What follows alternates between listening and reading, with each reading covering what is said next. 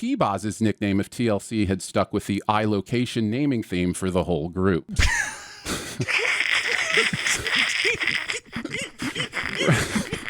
Welcome to Recotopia, a happy home for recommended movies, TV shows, music, video games, foodstuffs, and more from three people you can definitely trust. Trustability varies by region, no guarantees implied.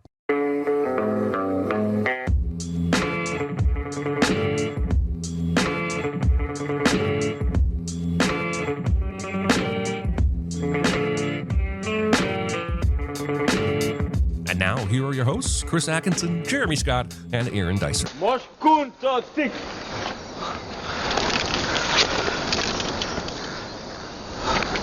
Edge.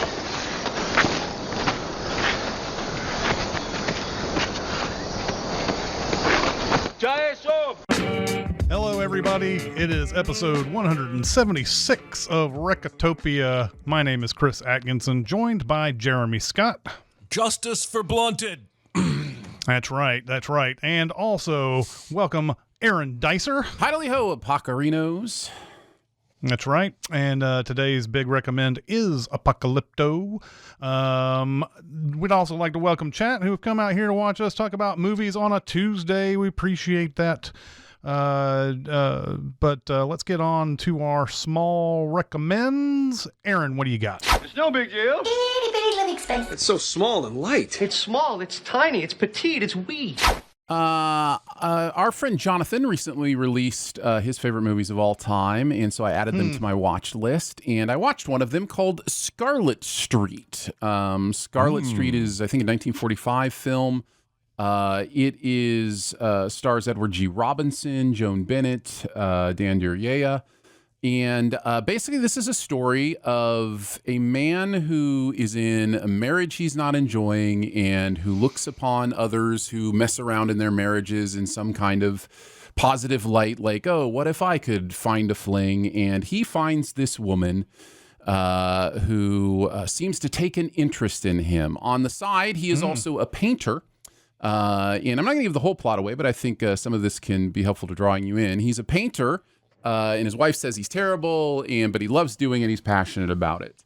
But you get a sense through the movie that he is becoming obsessed with this younger woman, and she seems amenable to it, but we find out there's maybe more nefarious things at play. So the movie goes from there and is a really tight, interesting, clever thriller that I had never heard of and am glad I watched. It surprisingly feels very modern for a 1945 movie, in my opinion, in the way that it deals with these themes and what happens. It goes some places you aren't expecting, which I always think is fun, and ends in a really, let's just say, not the most silver linings, happy-go-lucky place. So yeah, this will be an interesting one to check out. It's called Scarlet Street. You can check it out. I think I watched it on HBO Max. It's also on Criterion, I believe. But it's out there. I had not heard of this for some reason. It has a name that seems like something that I should have heard of, but I have not. I'm going to have to check it out myself. I read over Jonathan's list too. I probably kind of glossed over it as I was going over his list, but yeah, that sounds very interesting. I definitely want to see that. Yeah. I watched a movie on one of the Criterion discs that I have. I'm sure you can find it on Criterion as well. It's called Matewan. It is it's a story of coal mining in West Virginia. Chris Cooper in his film debut, I believe, in this one. It is directed by John Sayles, who's known for 8 Men Out and Lone Star. And it is about this coal mine in West Virginia where Chris Cooper is coming in as I guess under the cover of being just a regular guy looking for work out in this little town. What he's actually there for is to try to start a union. And back in the 1920s, I believe this is where this is set, trying to create a union with a company that basically owns an entire town. That is almost a death warrant. You have to do it very carefully. And so he meets up with someone who's going to try to help him organize. A man played by Bob Gooten, who you know is the warden in Shawshank Redemption, is the guy that helps him. And then you have a contingent of black workers led by a guy named Few Clothes. They call him Few Clothes. James Earl Jones plays that character. Of course, in trying to form a union, you have to get everybody on board. You can't get, just a few and call yourself a union. You have to be able to get everybody. So that's one of the struggles of trying to form a union, is trying to get a bunch of white people to work with Italians and black people. That's something that's really hard to get where everybody's got the same pay and the same benefits and all this other type of stuff. That is something that is a big struggle. But meanwhile, you also have this company that owns this town, basically, that is definitely going to try everything that they can to make sure that they break up whatever union. They try to do a whole bunch of underhanded things to try to break up this union, and if that fails, then hey, maybe we'll bring out the guns. Who knows? It's a very interesting look at labor practices in the U.S., and it actually is based on a true story. I think it's very close to the true story. It's not 100% or anything, but it is one of those movies that's it's pretty close to what actually happened in this town back in the 1920s. Chris Cooper, of course, is excellent in it. James Earl Jones, always a welcome sight. David Strathairn shows up as the town sheriff in this one. A lot of actors who were oh yeah, wow, I didn't know they did stuff before this movie that I first saw them in, or whatever. Mary McDonnell is in this one as well. But this is a really good movie. I've had it in my collection for a while. And it's just, the name of it has always sort of kept me away from it, because it doesn't tell you what this movie is really about. I sat there and I was going through the collection. I was looking at this, and I looked at the back of the thing. I was like, oh, this sounds really good. So I watched it that day. And so, yeah, very, very good movie. If you have not heard of this, seek it out. I believe you will like it. Wow, you guys both chose two highly respected, obscure, older titles. I'm recommending Superman, the new one. Yeah. Not quite as obscure or old. Back in the early aughts, Ang Lee made Hulk, and he tried to emulate a comic book by doing panels of the. I don't know how much you guys remember the movie Hulk. I've probably watched it more than most of you. And I found it really interesting, but ultimately distracting. And I think most people found it distracting. This Superman from James Gunn is the most feeling like I'm inside of a comic book superhero movie I've ever seen. And I think what has put some people off of it is part of what I love about it, and it's all the wild, insane stuff, like anti-proton rivers and rifts in the dimensions and kaiju, and that stuff is all over the comics. Not just Superman even, but particularly Superman. That stuff is really common, and all the films prior to this have stripped that kind of stuff away, and I think in the process have made them feel more like movies rather than comic book movies, or I'm inside a comic book movie. I don't know what to tell you other than this movie reached out and grabbed me with a hug, and I have been thinking about it ever since. David Cornsweet is probably the most relatable Superman I've ever seen. And the movie twists a single tiny piece of Superman lore in a way that I think makes Superman more interesting than ever. And if you haven't seen it, I'm not going to spoil it. But yeah, I might have been in the bag already just because I knew he had posted about All-Star Superman, which is a graphic novel that I have, where he fights kaiju and goes to the sun and all kinds of weird shit. I also like Nicholas Hoult. I thought he was pure evil in a way that we haven't really seen from Lex Luthor before. And the dynamic between the two of them, more personal than it's been in the movies before. So there you go. Jeremy loved Superman. I already watched most of it again a second time last night. So there you go. I think Aaron and I might be the only people in the world that don't like this movie. Yeah. But I wouldn't say I didn't like it. I wouldn't say that. I don't think I was over the moon about it like I have seen a lot of people. There was a lot of nonsense in this that was just like any other comic book movie, and I couldn't get past it.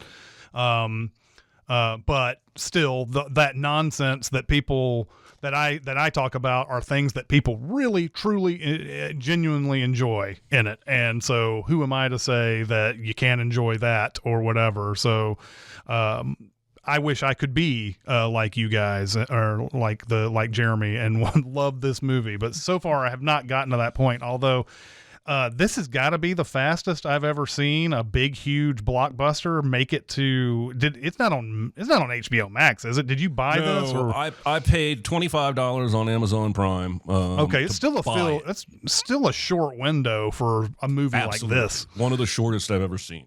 Mm-hmm. And his reason for it doesn't make any sense, honestly, because he said Peacemaker ended up coming out season 2 earlier than he had planned, and he wanted people to be able to enjoy Superman before they go into Peacemaker 2, which I don't understand how he has the power to push Superman to digital but not hold Peacemaker off for a month. Right? That doesn't make sense to me.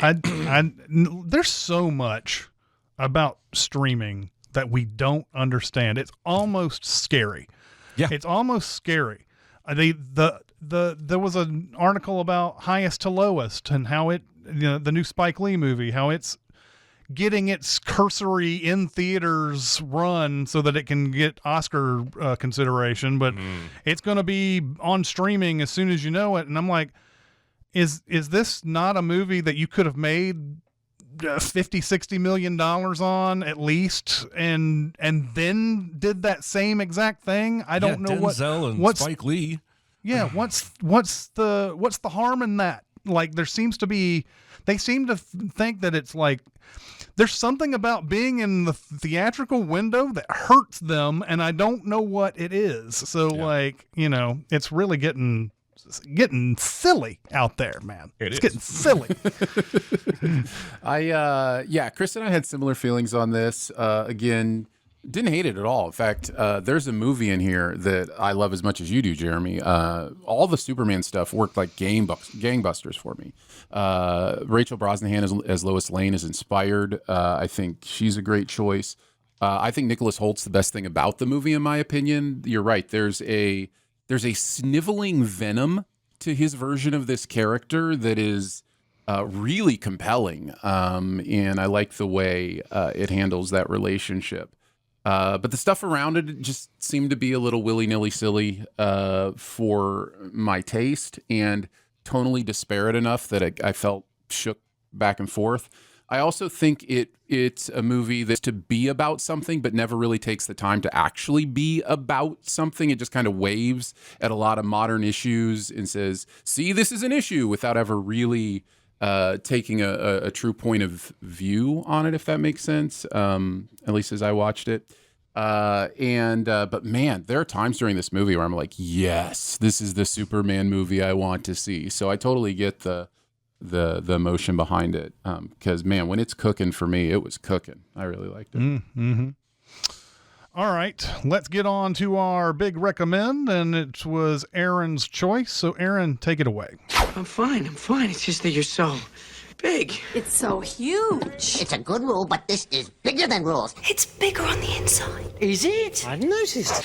Apocalypto is a 2006 action thriller made by hundreds of extremely talented craftspeople and performers and directed by nobody. On to the synopsis. The movie opens with a quote about how societies are destroyed from within, a sadly outdated and no longer relevant sentiment. Then it's on to a good old-fashioned pig hunt. Groups of tribesmen in the Yucatan are herding a pig towards Chekhov's Home Alone-style forest traps and having a great success. The kill gives way to a process of organ donation to those who need them, or those you want to make fun of by making them eat pig balls. It becomes clear every culture has its trolly youth. But afterwards, a more mature elder, Flint Sky, who we later find is the father of one of the youths, tries to help out with a leaf-based topical fertility solution. As the crew continues to cut up together, literally and figuratively, a rustling alerts them to another tribe in the woods. Things get tense as the strangers reveal themselves and want to offer some fish for safe passage through. They are apparently refugees looking for a new start, but with fear in their eyes. After returning back to the village, the father and son have a conversation about how fear can be an infectious disease. And an older woman presses Blunted, the pig ball eater from before, to please go sex up her daughter because she wants those grandchildren. Meanwhile, at Jaguar Paw's place, this is the son of the father-son duo, we see him, his pregnant wife Seven, and his young son Turtles Run enjoying some playtime before returning to find out that maybe the more mature father elder is not all that mature after all, as his leaf suggestion is now Burning Blunted Nethers. FYI, Burning Blunted Nethers was the name of my high school ska band. Nice. Around the community fires later that night, the tribe hears a story of man's inability to feed their holes, and Jaguar Paw's unborn child dances to the drums in the womb of his mother. The next morning, JP awakes from a nightmare inspired by the fear he saw in the traveling tribe, and that fear might be confirmed as a new group of hunters now stealthily appear on the outskirts of the camp with fire and arrows. The invaders attack and burn the entire camp to the ground while killing and kidnapping the previously peaceful village. Jaguar Paw, alerted by a dog's sudden silence, manages to get his family out and starts to lower them into a cave well for safety. He's spotted by an invader who tries to lower them faster as the attacker runs towards him, but eventually has to drop them to handle his business. The family survives the fall, and JP promises them he will be back for them, but he has to go help first. He rushes back into the fray and gets the upper hand on one particularly nasty invader named Middle Eye, but at the last second, the boss invader, Zero Wolf, stops him. Later, when the man he almost killed overhears him apologize to his father, he decides to slit Flint Sky's throat right in front of Jaguar Paw as punishment for almost killing him. He then gives him the nickname Almost before knocking him out with a club. The next day, as the invaders are packing up to leave with their prisoners, one of them catches Jaguar Paw glancing in the direction of the well and decides to check it out. He suspects something is up, but decides to just cut the rope leading into it and let it be. As they lead the adults out of the ashes of the camp, the children are left to fend for themselves, and we pan down to see Seven and Turtles Run still stuck in the well. During the transport, we see Zero Wolf do some Rocky-style eye surgery on his son Cut Rock. Middle Eye tortures the sick and dying prisoners with glee, and the kids can't follow the adults through a river crossing as a young girl promises to do her best to take care of the little ones. Back at the well, Seven stitches up Turtles Run's leg with decapitated bug bites, as one does. As the prisoner caravan hits a cliff road, Middle Eye decides to toss some dead weight over the edge, which leads to Zero Wolf, who I'm just now thinking might be the calorie-free version of Classic Wolf, putting Middle Eye in his place by offering a challenge that is not accepted. The journey continues as a giant tree falls in the middle of the road, causing Zero Wolf to say, "I'm walking here," like he's a Dustin Hoffman stan or something. That is the weirdest part of this whole fucking movie. It was so a Midnight Cowboy reference, was it not? Even though he never once stops to chat about how underrated Hoffman's Hook performance actually was. A bit down the road, a young diseased girl prophesies that day will turn to night, and it's the jaguar to beware of, because apparently the disease she's suffering from is precogitis. Once they finally get back to the city, we see the scope of the Mayan capital, a living organism of all different kinds of commerce, chaos, and economical disparity. The women are led off to be auctioned, and the men are painted blue and led through a hallway of wall art depicting how they might die, as if they are in the second most depressing attraction queue experience ever, next to the Expedition Everest ride at Animal Kingdom.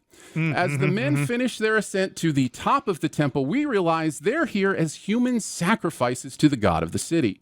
We see a couple of people gruesomely sacrificed, just in case you forgot that Mel Gibson was directing, before it's now Jaguar Paw's turn. But in about as pure a deus ex machina as deus ever machina'd, the girl's prophecy comes true as a total solar eclipse happens right before the knife comes down. And it happens at like 10 times the speed until it lingers at the full eclipse for a while and then speeds back up as it exits. I'm so glad you said this. Me too. I got like 5 notes about it. The Mayans take this to mean it's time to take a break from their public game of cranial stare bowling and send Jaguar Paw and his remaining Blue Man group off to be disposed of in a different way. Target practice. Blunted is one of the first to do the Rickon Stark memorial run to safety, as he and another tribal friend are shot at with arrows, spears, and slingshots. If they somehow survive this, Cutrock has been stationed at the end to finish the job Midsommar style.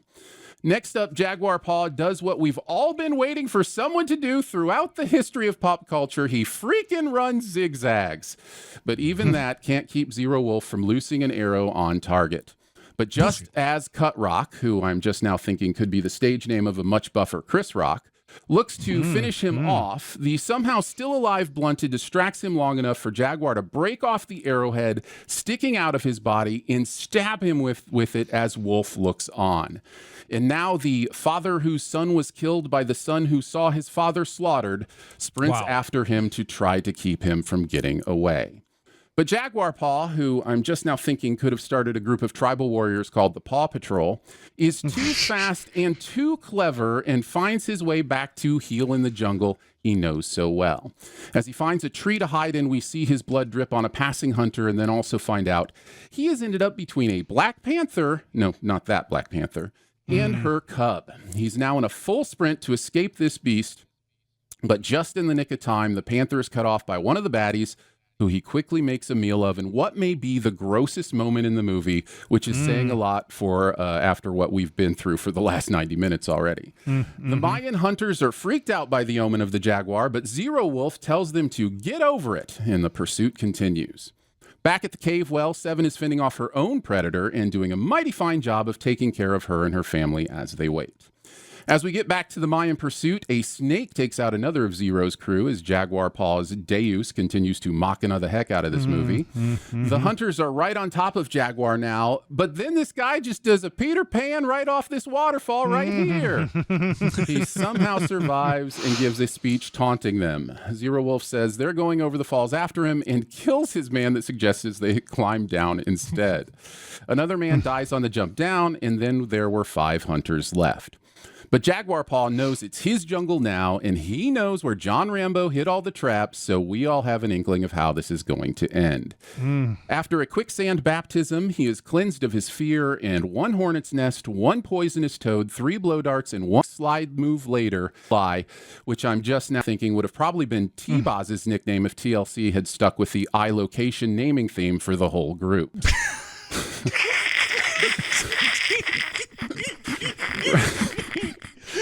Right on cue, right on cue, the rain starts to pour down, and now the third act finally has its ticking clock as the well where Seven and Turtles Run are in is beginning to fill. Jaguar Paw leads Zero to a standoff, and when an arrow doesn't finish the job on Jaguar, Zero darts toward him, only to be impaled by the hidden pig spike machine from before.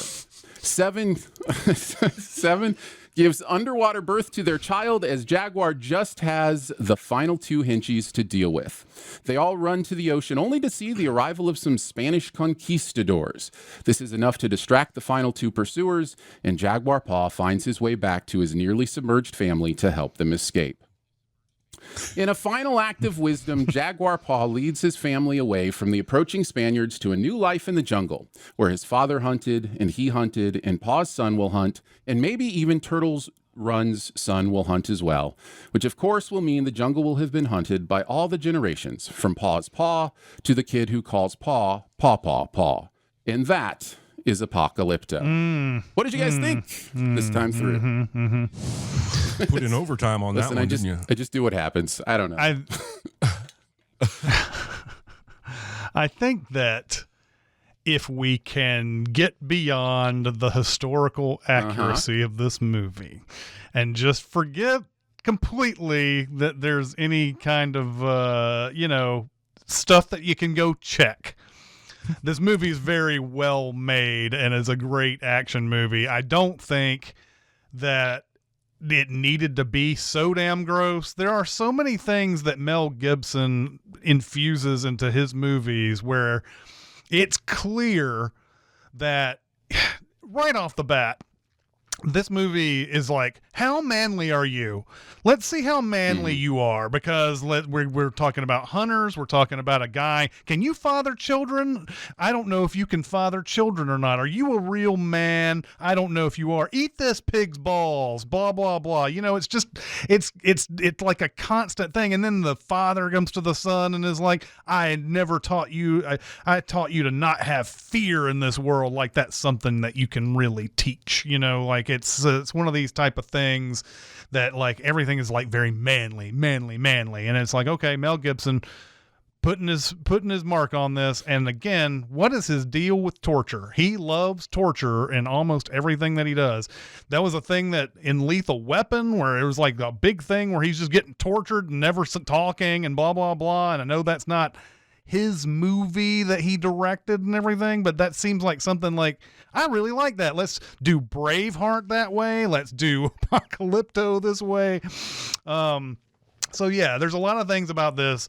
It's like, this is a manly man picture. This is, but anyway, I can get beyond that. The movie is very well made. I love how it starts off as this sort of like, this is a drama of a tribe and what they're trying to accomplish and how they live together and everything. And then just when you think that you're at your happiest or when you're at your most comfortable, something happens to upset that. And I cannot get Blunted's face out of my head when they are all tied up together and he's like, our lives are over. Yeah. Our lives are over. I can't get that out of my head. It's one of the most striking moments of the film, I believe, just watching that and thinking and putting yourself in that person's shoes. What would you would sit there and think the same exact thing. And there's a moment of just pure despair that I can't shake. The next few minutes, I guess 45 minutes are a little too slow for me, considering what happens. They are walked to this city and like, it's just a slow, here's how things are, where it's a weird Mad Max territory that they're running into here, where just everything is just awful and all the citizens seem to be on board with how awful it is because they believe this sacrifice is going to help them with their crops and everything. But it just seems like it takes entirely too long to walk them all the way out here and then up to this temple where they're going to have their heads lopped off and all that stuff and whatever. But once they are sort of allowed to run and, and they're avoiding all the arrows and stuff like that, this movie just takes off. It's just absolutely brilliant after this point. I don't understand. Maybe I'm talking completely out of my ass here, but I think even really good archers would have a hard time hitting these people with the accuracy that they do. Like they're moving and like that first, they're doing the Prometheus thing. They're running into the Rickard Stark thing, like you said. They're doing that thing where it's just like, come on, do the serpentine thing, which is exactly what they do on the second run. And they're doing that back and forth. And this guy just, the way it's edited, I don't like it at all. It's just like the guy that shows him, he kind of like does this whole like I almost expected him to stick his finger in his mouth and check the wind or something like that.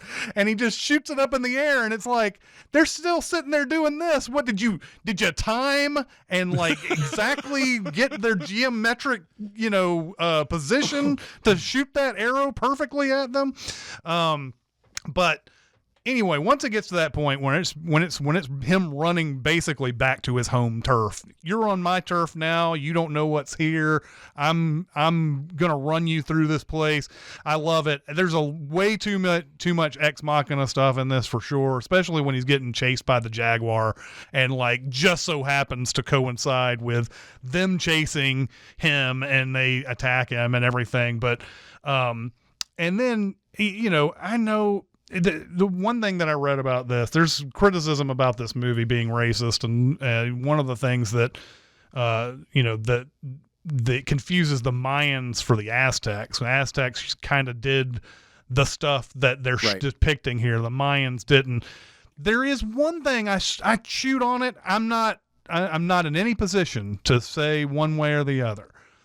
There was one criticism that says the conquistadors at the end are here to save this. That's a criticism someone is, that these are savage people, that they're fighting amongst each other, and the conquistadors have come in and they're their saviors. And I was like, well, I can see it that way, but at the same time, what we see Jaguar Paul's reaction to this at the end is these are people to avoid.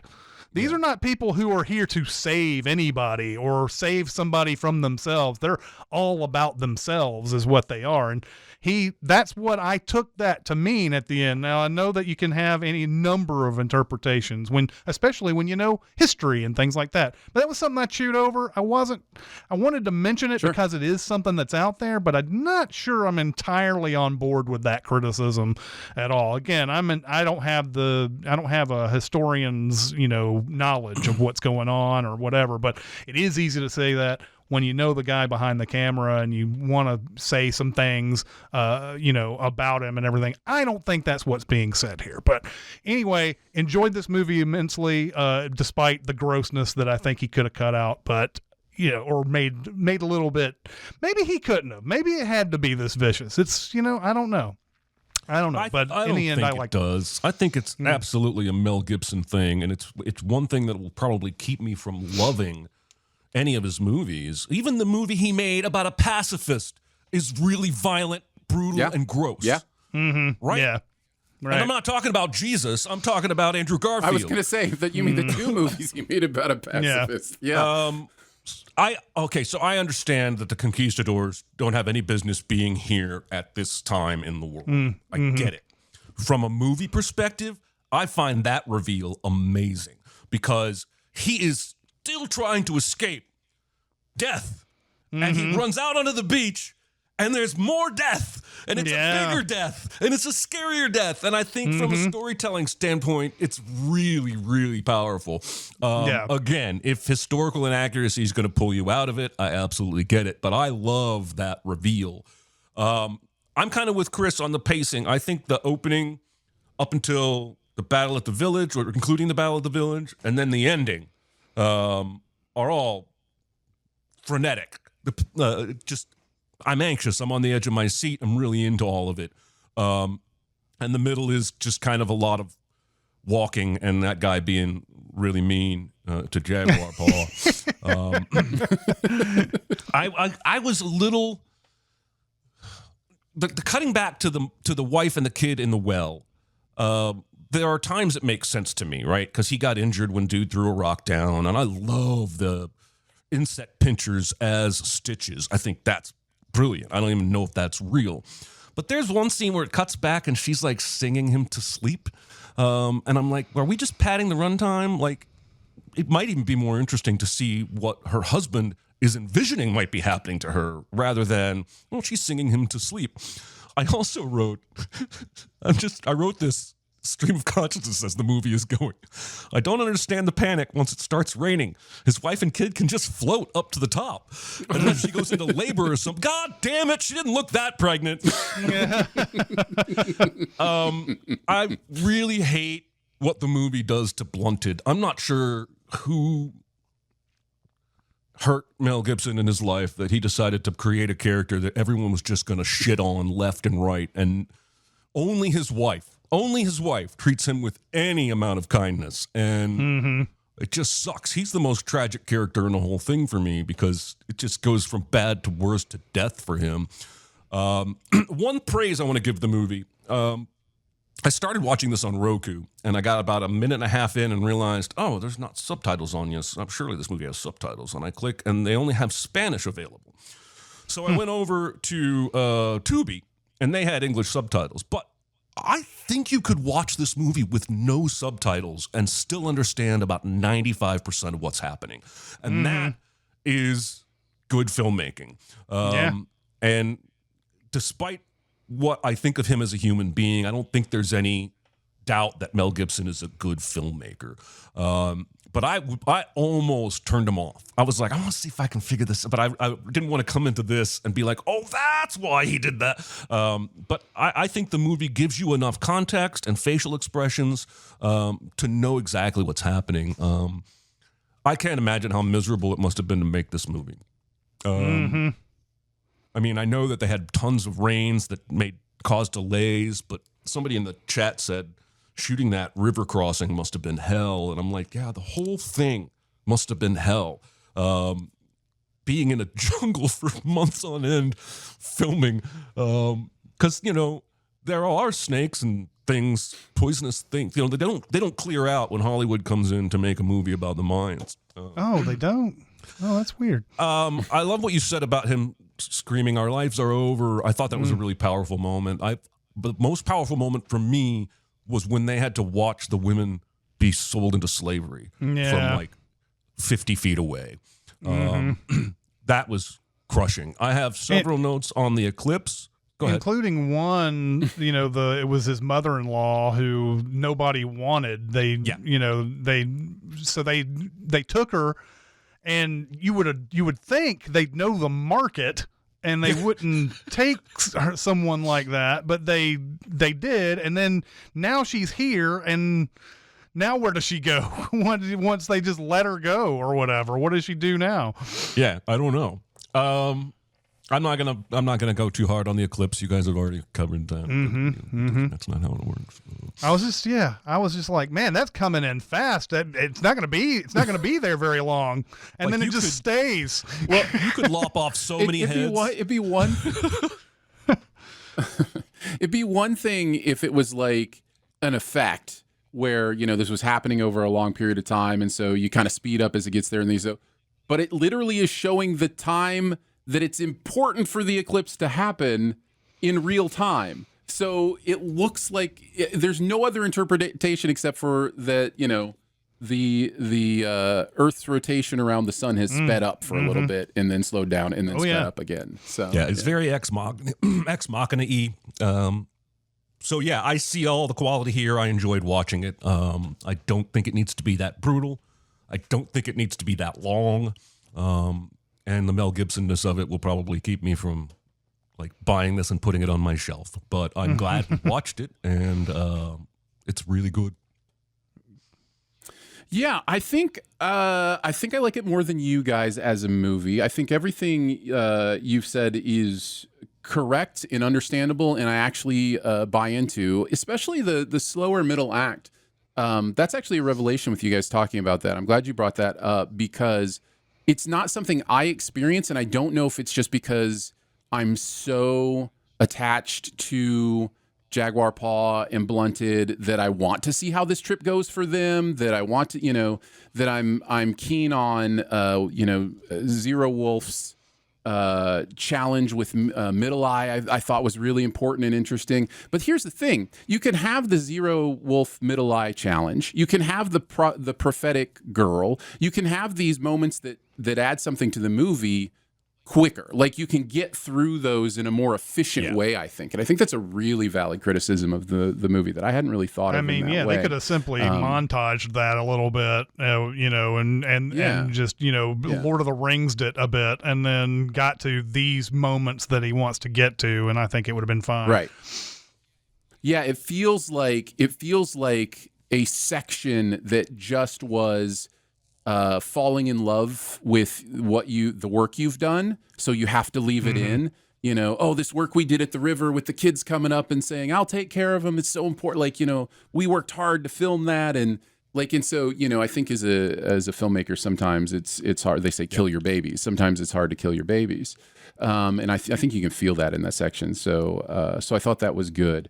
I think the cutting to the wife that you mentioned, Jeremy, is probably to avoid the criticism of Just a Woman in Peril, that's her entire role, trying to give her agency in the escape. We even see her, fashion a rope anchor and try to climb out, and so I think that's probably what that's about. That doesn't mean it works. That's just probably what the attempt was. It would have been awesome if she had been able to get it going, because I understand with the visual that he wants. He wants that birth to happen underwater. That it doesn't happen without it. But I think I prefer it just her being able to get to climb up that thing and survive on her own. But whatever. I guess you gotta take out one good thing to get another. So.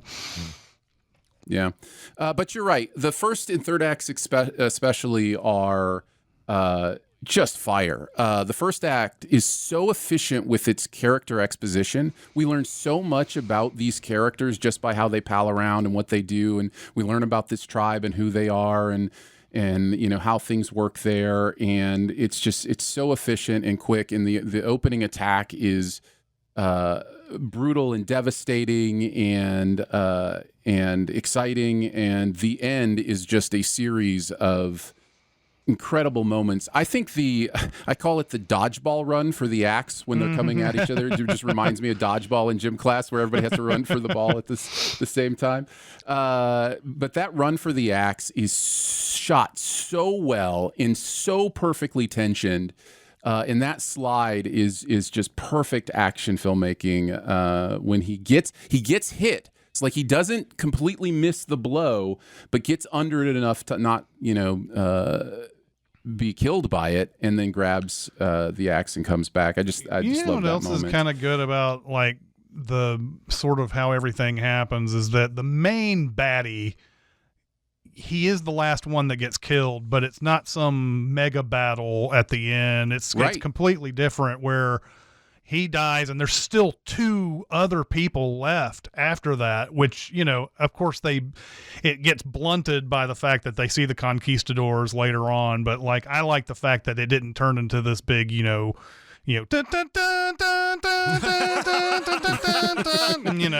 type of thing. Cocking their biceps like in Mission Impossible. Yeah.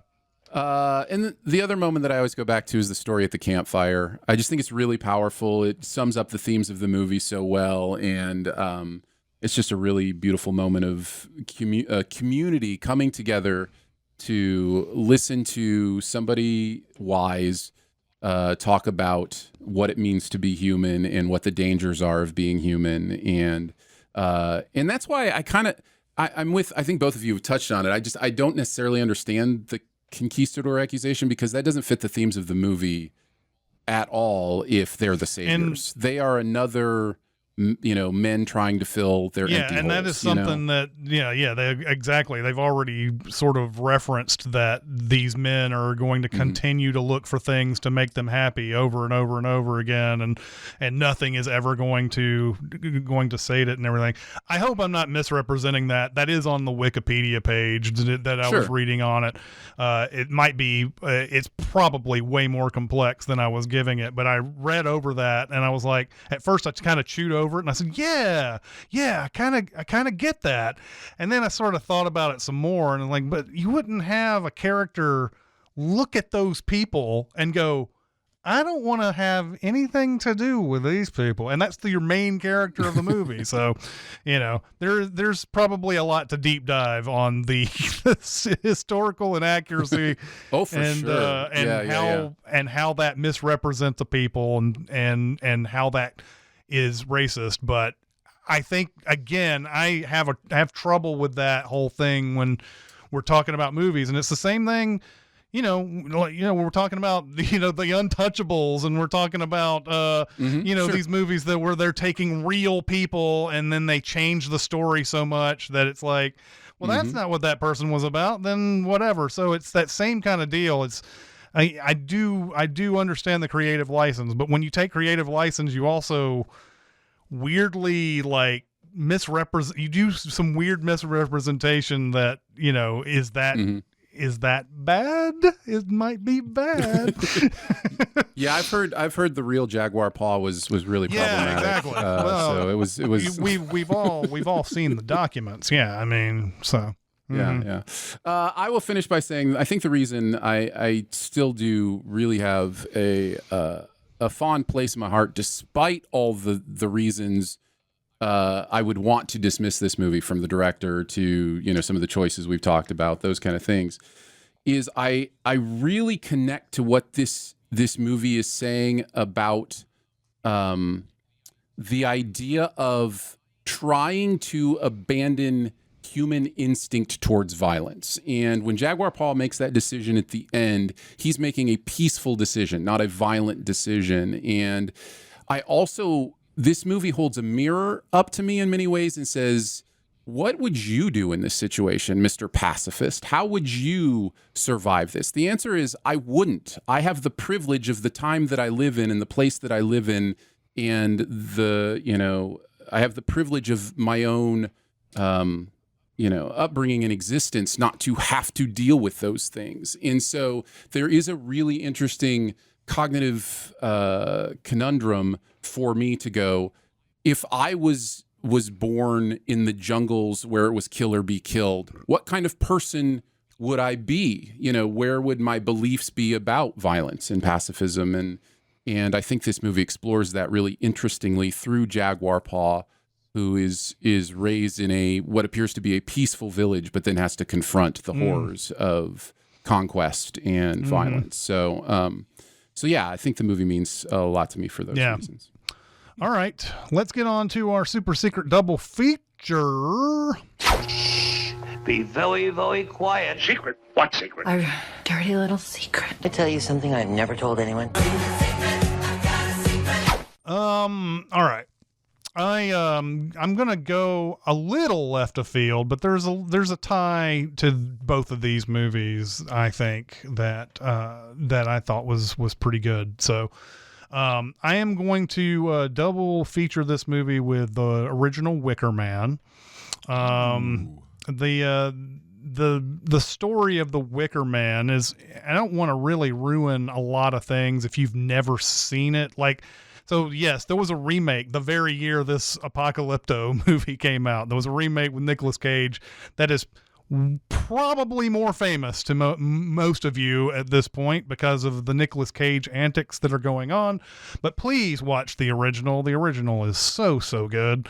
But the fact is that is a people that the cop goes to this island and they are having trouble growing crops. And that is sort of, I think most people kind of know where the Wicker Man goes. So I don't want to completely spoil it, but I think that the connections are there. Now, action adventures, there's probably a million that I could have come up with as far as action adventure type of movies where, there's not really much action adventure going on in the Wicker Man. It's more of a mystery than anything, but I thought there was some pretty good ties between those two movies.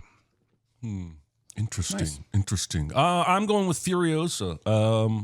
A Mad Max saga story, whatever that title is. I just saw a lot of parallels in somebody being taken from a peaceful settlement and then having to confront a new environment that's full of weird things you don't understand and violent people who want to do whatever they want to you. Clearly, the plots aren't the same, but tonally and thematically, I think there are enough similarities there. I almost went with Prey, but I thought that was too on the nose, and you know how I hate to go on the nose. So I ended up going with Furious. Yeah, that's a good choice. The movie that came to my mind is a movie I just saw for the first time recently. It's The Mission, right? Oh, De Niro, I think. Yeah.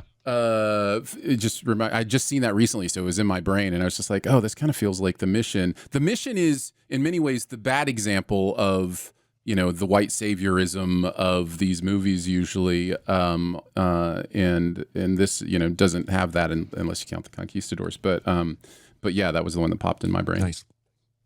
So you were probably pretty frightened there, Jeremy, when I compared this movie to Mad Max very briefly. I actually said, "Don't smile, don't smile, don't smile, don't smile."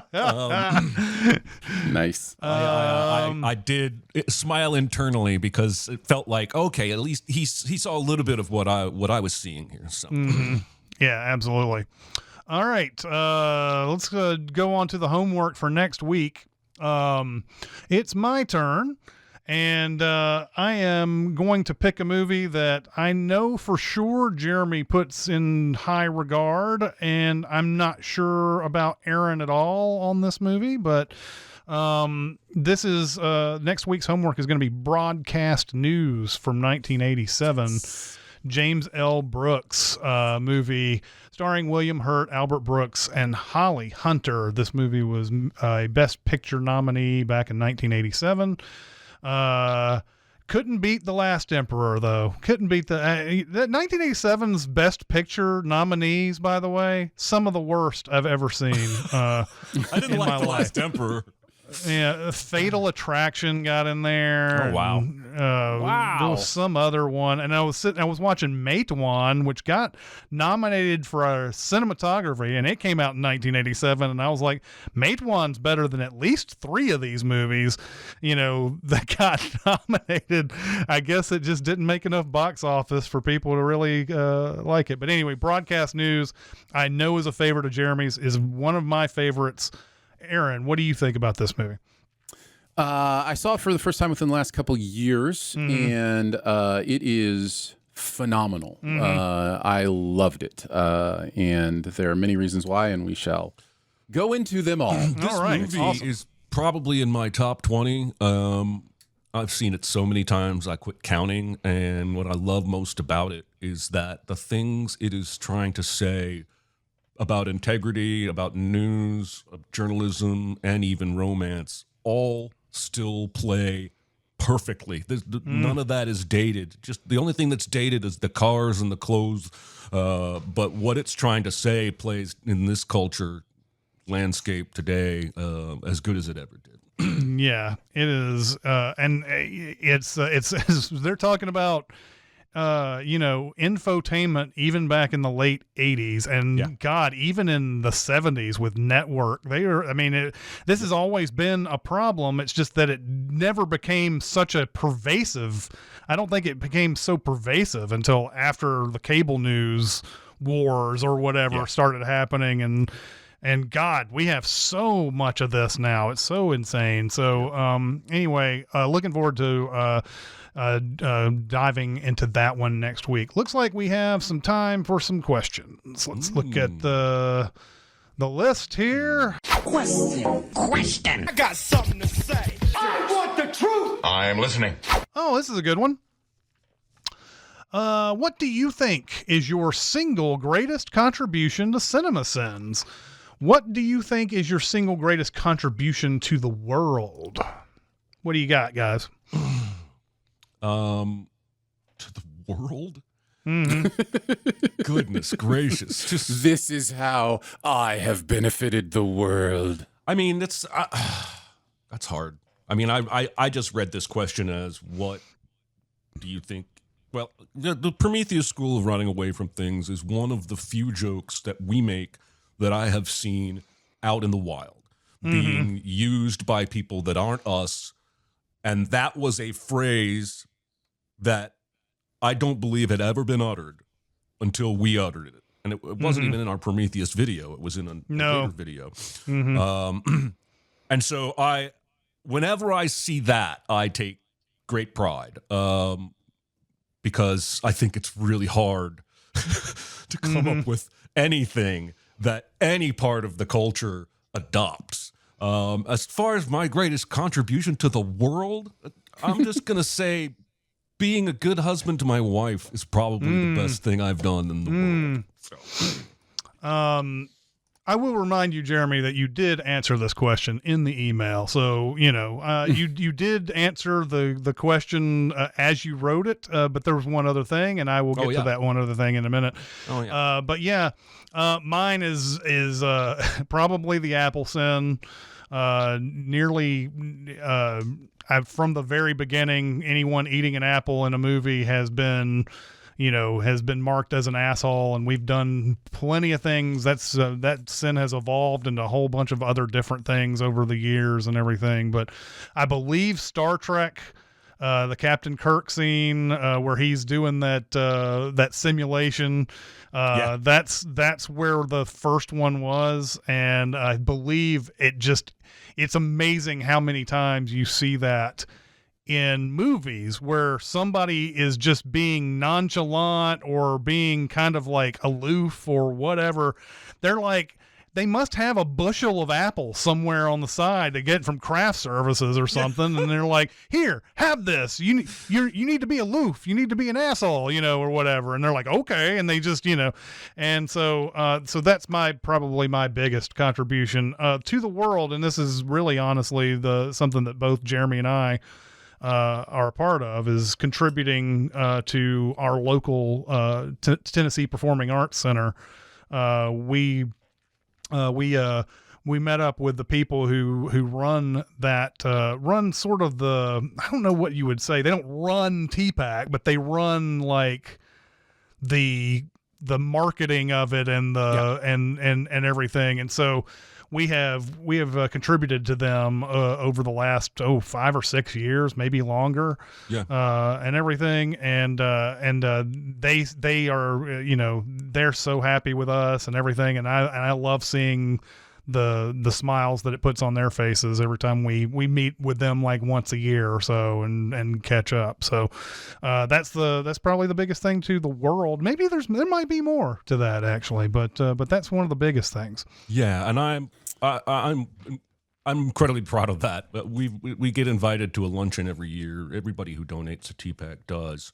And I'm not always able to go, but when we go, the TPAC has programs in Nashville, in elementary and middle schools, to get kids into the arts and into theater.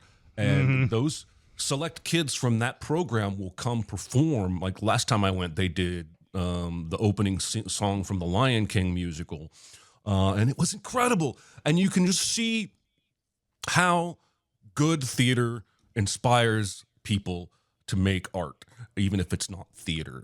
You can trace from Rent straight to Lin-Manuel Miranda, straight to everybody who saw Hamilton from the age 10 to 20 and is now wanting to be in theater or a songwriter, what have you. So the fact that we've been able to contribute in a small way financially to that kind of growth and development in our city means a lot to me. So thanks for reminding me about that. Yep. My greatest contribution to Cinemasins was probably that TLC joke in the synopsis today. Yep. That was probably the best thing I've ever done. Yep. No, I put a few things down, but I think I'm going to land on naming the Sin Counter Cinny. That happened during a first South Park video on TV Sins, and we did a "They Killed Cinny" joke, and so it became Cinny, and it just caught on, and so now people refer to the Sin Counter as Cinny, and that's just a thing that happens. Yep. As far as the world goes, one of my favorite things I've taught my kids, and I hope it reverberates through generations or people they come in contact with, but is the importance of character and the idea of an acronym I came up with about finding hope, HOPE. And when you find hope, you do so with a character of humility, optimism, patience, and empathy. And to really install those things is kind of where I see the importance of human nature, like we talked about earlier, fighting the instincts towards anger and violence and those kind of things. to understand. I thought you were going to say, our place. Your greatest contribution was teaching your sons to be manly men who don't have fear. Yes. Yep. Yes. No, not that. I don't even know how to do that myself. But I also think it's valuable to say, as you guys talk about TPAC, very important, those kind of things. The work you've done with Cinemasins is incredibly important to the greater world. The amount of times we get emails or comments about a smile or joy or a laugh that the content brings to somebody who's going through the worst of times, having the worst of situations, and talking about how watching this video or that video helped pull them through, got them through, led them through to a better place, helped them survive. I think it's important not to undersell the value of the work you guys have created. And you. I appreciate that, and it's my privilege to be a part of it. Honestly, it really is, and it's those emails will never stop being mind blowing. Yeah, the content we create actually brings somebody through a rough time. Yeah. So that's a big deal. Yeah. I think that's a big deal. Yep. Yeah. All right. Well then, that got somewhat deep, a little bit deep there. A little deep. All right. That's going to do it for this week. Chat, once again, thank you so much for coming out. We appreciate you so much for coming out and giving some really good opinions too during this movie. And I wish I could address them all, because that would be a great larger discussion at some point, talking about all the inaccuracies and the potential racist things about Apocalypto, but other things too. But thank you guys for coming out anyway and giving that discussion today. Also, next week is going to be broadcast news, and that's going to do it for this week. We'll see you next time. See ya. Bye, everybody. Bye, guys.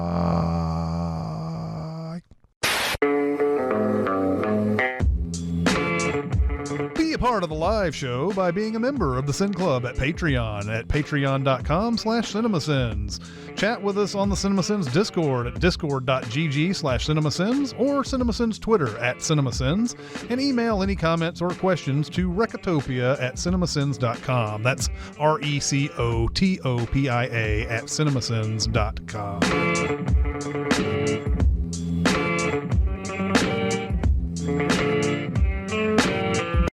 I was just reading a document somebody on Reddit put together of all the restaurants that Top Chef contestants have opened since appearing on the show, and an alarming number of them have closed. Oh, yeah. Like 90-some% have closed. It's wild. The restaurant business is, I don't know why anyone goes into that business. Yeah, don't we think that most restaurants close rather than stay open for how long would you consider success? 5-10 years? I don't know. Some of these restaurants, to recoup their costs, they probably have to stay open 5-10 years. Yeah. Mm-hmm. That's before you're even really making a profit. Yeah. Yeah, I don't get it. Oh well. Is there just such an exorbitant high side that it's worth it? Like that the risk reward is worth it? Or is the reward just I get to make a halfway decent living, doing what I love? Because what I think happens, and I'm purely speculating, I think most restaurants like this are funded by private equity people or people who own the land, and they probably pay the celebrity chef like an upfront fee, so they get paid. And the only people who really struggle are everyone who works for the restaurant. Mm-hmm. And then the restaurant closes, and the landlord still owns the land, and the chef still got his upfront fee and moves on to another thing. I think. Because what's happening in Nashville on Broadway and 2nd Avenue is, in the last 5-10 years, this explosion of celebrity-themed bars, right? Kid Rock's bar, Justin Timberlake's bar, Jelly Roll has a bar opening, and I think those people are just a face and a name, and they show up every now and then, but they're paid up front for that. And then the people who own the land are the ones really making all the money. That's just I'm just guessing. Yeah. Do you think some Midwesterners vacationing in Nashville see a Jelly Roll bar and think, "Oh, that sounds tasty. Let's go in there"? I do. Probably do. I still struggle with the fact that Jelly Roll is regularly, like, people say that and they're not referring to a tasty treat. They're referring to. That's the other thing too is the number of shows out there where, you know, it's either Gordon Ramsay's Kitchen Nightmares or there's the other dude who does that, who's famous for it. He does Bar Rescue, I think, is what it's called. Yeah. You know, all of those, nearly all of those, just don't sustain after they've been fixed. So quote unquote. And I always I know these are entertaining to watch because of certain aspects to them, and, you know, especially the beginning when they're like pulling out drawers and there's mice running around, and you know, and they pull out the chicken that's like not, you know, that's been expired for 6 months and all that other type of stuff. But like, it's amazing, like, how anybody might believe that these restaurants or bars may stay open afterwards, because the people involved running them are just, they're not business material at all.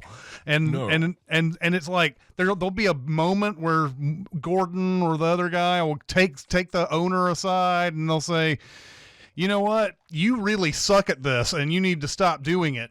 And they like, "Well, I don't think I suck, and I think I should keep doing it." And they're like, "Okay." And then like the next scene, they're like, it's almost like the producers come to them and say, "Look, you don't have to change anything about what you're doing. This is just for the show. Pretend like you're getting along with the program," because there's no way these people their mindset are changing for any reason. I don't understand it. But then the whole makeover happens and like, "Look, we did all this stuff to your bar. That's awesome now." And then, like, you know, it's almost always like afterwards they lasted 3 months after this, because these people aren't made to make these things. It's not unlike the Extreme Home Makeover, where a lot of those recipients struggled in the wake of the show, both because of I've read a lot of horror stories about like shoddy craftsmanship behind the scenes, but also that they make the house so big that your utilities go up so much that you can't afford to live in your house anymore. Well, and your property taxes go up so much too. Yeah, there's a lot. I mean, yeah, I don't think TV does any good for the people, the real people it features. No. It's a virus. It's coming in and it's taking what it wants and it's leaving you. Yep. Yeah, there's a Biggest Loser docuseries, 3-episode docuseries that just dropped on Netflix, and I will say there's you know, the Biggest Loser thing has been well known to have been just kind of a quick weight loss scam. You know, that most of these people have gained their weight back, and you know, those kind of things. So it's worth exploring, except it's already been explored. I didn't learn a single thing new in this documentary, and the documentary has no point of view. Like, it's just it was just a waste of, you know. And it's 3 30-minute episodes. Why not just you know make what an else hour? you could have done? Yeah. You know what else you could have done with 3 30-minute episodes? A movie. Make a cohesive 90-minute feature-length That's the documentary. thing, I don't though. know. That I was just thinking about this the other day, like the amount of time that is in this documentary series could have been a documentary, and I think the point is that most people look at something as an hour and a half as a commitment. They look at 3 30-minute episodes. They'll watch those all in a row, not as a commitment. Yeah, it's true. I'm sure there's something to that. It's frustrating to my wife loves documentaries, and we've gotten to a point now where it's hard to even speak the right language. Like, how many episodes is this one? Oh, this is a movie. Oh, I thought this one had multiple episodes. No, that was the other one that was about the same topic, and that was a series. And this, there's so many freaking docuseries. There's what's that one? Never mind, doesn't matter. I really enjoyed the Paul Rubens one. I haven't watched the Billy Joel one. I think there's a Billy Joel one. There is. That's out. I feel like I don't care enough about Billy Joel's music to get much out of that. I mean, yeah, that's possible. I certainly respect him in the landscape of American music and his accomplishments and talent. I've never been like the biggest. I've never owned a Billy Joel album. Yeah, I guess the docuseries goes into, you know, his early career and how he basically stole his best friend's wife and like it's just cool. But he's there giving interviews about this stuff. It's really interesting to me how people are becoming more open about just talking about the terrible things in their past and those kind of things. There's a great WWE documentary that came out recently too that had a bunch of Vince McMahon stuff, but the big stuff on him dropped while they were filming the documentary. So it's a really kind of interesting. They were at the right place at the right time. You know, have they gotten rid of him yet? So. Or is he still involved? Yes. No, I think he is out, gone. If I don't really follow World Wrestling Entertainment, but yeah, I think he is gone. And at some point, we're also going to get some I have a feeling we're going to get some massive Denzel Washington interview where he's just going to just go off on everything. You can see the sort of seems that way ticking time bomb. Like I keep seeing all these little clips that come up, and I'm like, oh my God, here's a guy who no longer gives a fuck, and he is just. You know, and he hasn't said anything like personal about anybody else or anything like that, but I'm waiting for that interview where somebody just, I don't know, irks him just enough that he starts talking about people. And there's nothing better than the aging Hollywood star who's quit giving a fuck and just starts speaking bluntly. Like that Sharon Stone book. Oh, yeah. And, yeah, I think Denzel's one of those guys. He's certainly going to have stories if he decides to tell them because he's been in that business for 60 years, 40 years.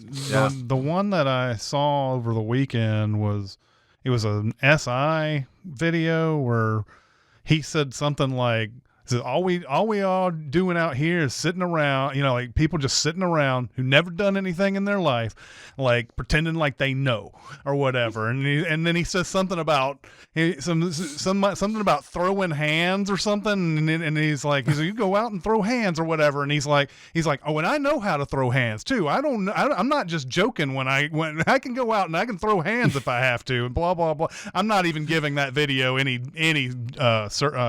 its due. It's so like intense watching him talk about this stuff. And there's like another one where he's on a red carpet or something, and there's somebody who's asking him a question, and he keeps saying, "Just stop, just stop, just stop."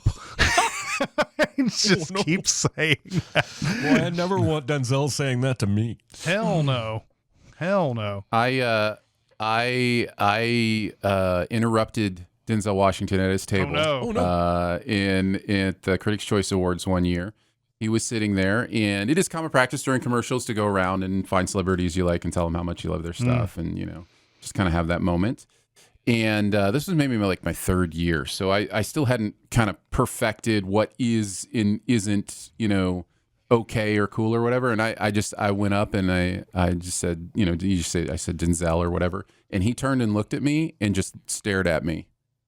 And I kind of offered my hand, and he grabbed my hand, shook my hand, and he turned. And as he's shaking my hand, he turns and starts talking to the rest of the table. Like he was clear. It was like it was clear. Fine, I'll shake your hand, but go away. Yeah. It's like I get it. Totally. That's on me. Yeah. That's on me. I'm interrupting. I found that experience very terrifying. As you remember, I did not go to talk to anybody except the people who were at our table. And like, I just didn't, I didn't know how to do all that. I've talked to celebrities before, but there's been different circumstances. And like in this one, it's like, how do I have any right to approach a table and start talking to you? And then there was a point where Bill Pullman's just standing like right next to me, like right next, and I'm like sitting there going, "Oh my God, I want to talk about Zero Effect so much," but